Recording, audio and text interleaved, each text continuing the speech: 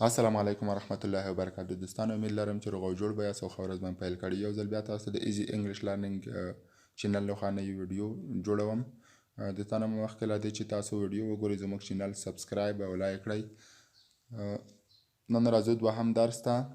موږ نن دوهم درس شروع کوو. تېره ورځ مو هم درس ویلی و، هغه کوم A B C D E F G H پورې حروف ویلي وو. نن راځو دوهم درس ته.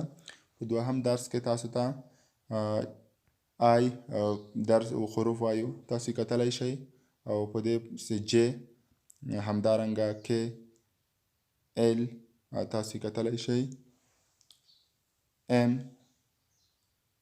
بل حروف دی، ان همدارنګه او،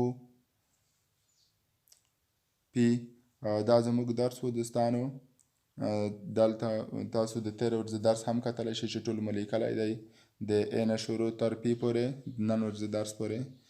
دوستانو هغه کسان چې نوي انګلیسي زده کوي زموږ چینل ته رامعرفي کړئ تر څو د انګلیسۍ سره بلد شي.